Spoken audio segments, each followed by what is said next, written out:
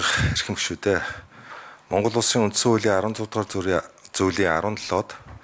төр түүний байгууллагаас хууль ёсоор тусгаалan хамгаалал зохих, нууцад хамаарахгүй асуудлаар мэдээлэл хаах хүлээн авах хэрэгтэй. Хүний эрх нэр төр алдар хүнд улсыг батлан хамгаалах, үндэсний аюулгүй байдал нийгмийн хэв журмыг хангах зорилгоор задруулж үл болгох, төр байгууллага хувь хүний нууцыг хуулиар тогтоон хамгаална гэж заасаа. Үндсэн хууль заасны дагуу төрийн нууцлах мэдээллийг зөвхөн хуулиар тогтоох зорилгоор 1995 он төрийн нууцын тухай хууль, төрийн нууцын жагсаалт батлах тухай хуулийг тус баталснаар төрийн нууцыг хамгаалахтай холбогдсон харилцааг анх удаа хуулиар зохицуулж, төрийн нууцыг хамгаалах тогтолцооны эрх зүйн үндсийг тавьсан. Үүнээс хойш төрийн болон албаны нууцын тухай хууль 2016 оны 12 дугаар сарын 1-ний өдөр батлагдаж, албаны нууц хэмээх шинэ нэр томьёо тодорхойлогдсон одоо практикт хэрэглэгдэж байна. Улсын их хурлын 2010 оны 48 дугаар тогтоолоор баталсан Монгол Улсын үндэсний аюулгүй байдлын үзэл баримтлалын 3-6-гийн 3-2-т төрийн мэдээллийн ангилал нууцын зэрэглэлийг оновчтой болгож, нууц хамгаалтыг шинэ төвшөнд гаргах эрх зүйн орчин удирдлага зохион байгуулалтыг боловсронгуй болгоно гэж Улсын их хурлын 2024 оны 21 дугаар тогтоолоор баталсан Монгол Улсын засгийн газрын 2024-өөс 2028 оны үйл ажиллагааны хөтөлбөрийн 4.1-4.1-т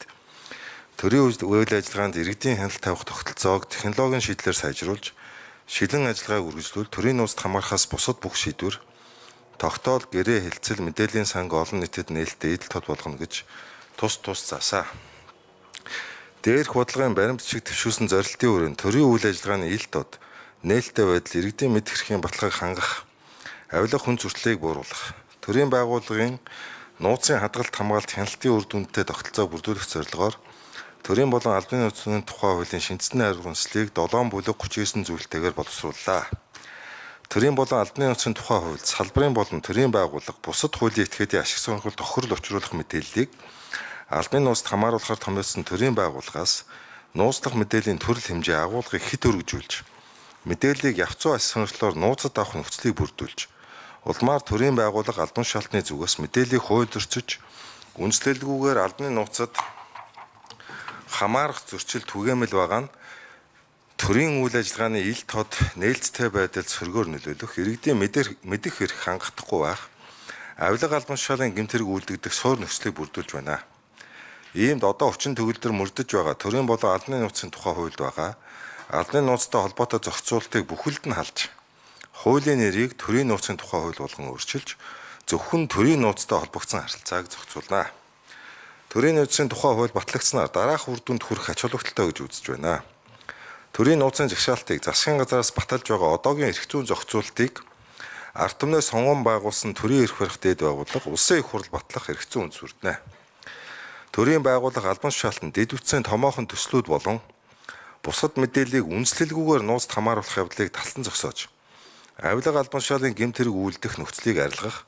гэмт үйлдэл гарахаас сэргийлэх, төрд итгэх олон нийтийн итгэлийг нэмэгдүүлэх боломж бүрдэнэ. Албаны нууцд хамаарах 882 мэдээлэл ил болж, улмаар төрийн нууцд хамаарахаас бусад төрийн байгууллагын мэдээлэл ил тод нээлттэй байх эрх зүйн орчныг бүрдүүлнэ. Монгол Улсын үндсэн хуулиар баталгаажуулсан төр түүний байгууллагаас хууль ёсоор тусгаалan хамгаалал зохих, нууцд хамаарахгүй асуудлаар мэдээлэл хаях хүлээн авах иргэний эрх хангах болно. Засгийн газрын 2017 оны 247 дугаар тогтоолоор баталсан салбар байгууллагын хэмжээнд төрийн нууцд хамаарах 574 мэдээлэл 200 болж буурах юм а. Хуулийн цэслийг хэлтсэн шийдвэрлэж өгсөе.